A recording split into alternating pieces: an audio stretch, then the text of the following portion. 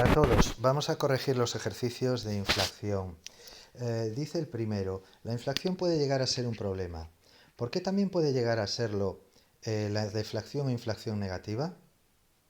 Bueno, tenemos claro que si suben los precios y nuestros ingresos no se igualan, perderemos capacidad adquisitiva, es decir, no podremos comprar lo mismo. Esto es el caso de la inflación. ¿Qué sucede en el caso de la deflación? Bueno, teniendo en cuenta que en el tiempo los precios vayan a bajar, nosotros esperaremos a que ellos bajen lo suficientemente para realizar una compra.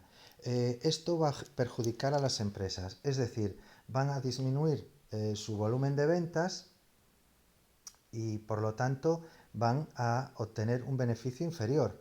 Esto va a significar que aumentarán los despidos. En definitiva, estas personas estos desempleados que carezcan de ingresos, pues no podrán en lo sucesivo adquirir cosas. Bueno, vamos con el siguiente ejercicio. Explica cómo puede generar inflación las siguientes situaciones. Un aumento en el coste de producción de la leche. Bueno, imaginaros que se le incrementa el precio del pienso a un ganadero.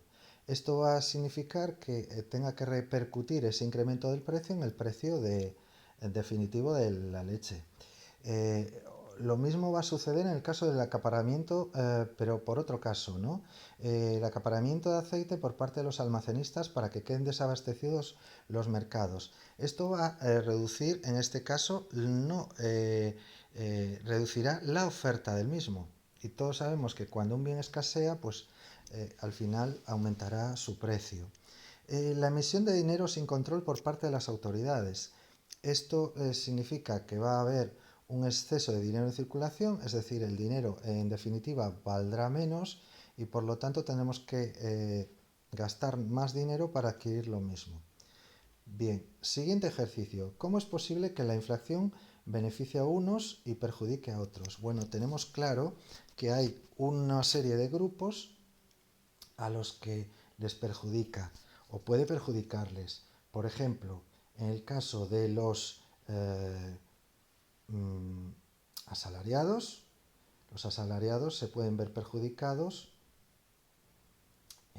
siempre y cuando su salario no se le equipare al crecimiento del precio. Lo mismo sucede con los pensionistas. Si su pensión no se equipara con la subida de los precios, ocurre lo mismo. Caso de las exportaciones. Las exportaciones pueden verse perjudicadas puesto que los compradores extranjeros verán que tienen que pagar un precio superior en el caso de que quieran adquirir nuestro producto. Bien, ¿quién se va a ver beneficiado? Pues se van a ver beneficiados fundamentalmente aquellas personas que han adquirido una deuda. Por ejemplo, las administraciones públicas. Diferirán el pago, es decir, pagarán en un futuro esa deuda que en realidad será menor. Administraciones públicas o los deudores, es decir, aquellas personas que deben dinero.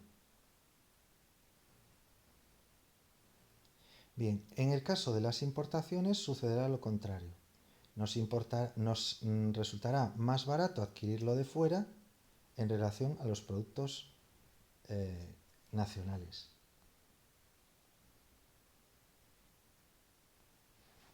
Continuamos. ¿En qué consiste la incertidumbre que genera la inflación? Pues desconocemos qué va a suceder en el futuro. Por lo tanto, esto nos va a generar cierta desconfianza. No sabremos si debemos consumir ahora o ahorrar. Por lo tanto, en este caso afectará al consumo. Bien, siguiente ejercicio. Si estamos en enero y te prestan 100 euros, pero los devuelves en diciembre, explica cómo has salido beneficiado si la inflación este año ha sido del 5%.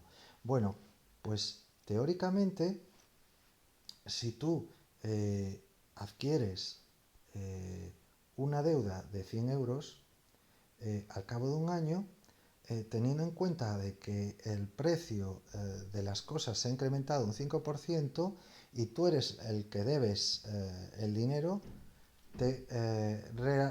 relativamente devolverás 95 euros. Es decir, suponiendo que tu capacidad adquisitiva se mantenga. En el caso del perjuicio que suponga a quien le prestó el dinero, pues esta persona en realidad no recibirá 100 euros, sino el equivalente, es decir, recibirá 100 euros, pero considerando que podrá adquirir un equivalente a 95 euros. Siguiente. ¿Cómo se confecciona la cesta de compra? ¿Qué relación guarda la cesta de la compra con el IPC? Bueno, la cesta de la compra se realiza seleccionando alrededor de 500 productos que consume habitualmente una familia española. Y dentro de esos productos se organizan por familias, es decir, dedica la mayor parte del consumo a la alimentación. Concretamente se estima que un 20% de los ingresos que tiene una familia española se los gasta en alimentos. Otro grupo importante sería la vivienda. Se estima que gastaría en torno a un 15%. También el transporte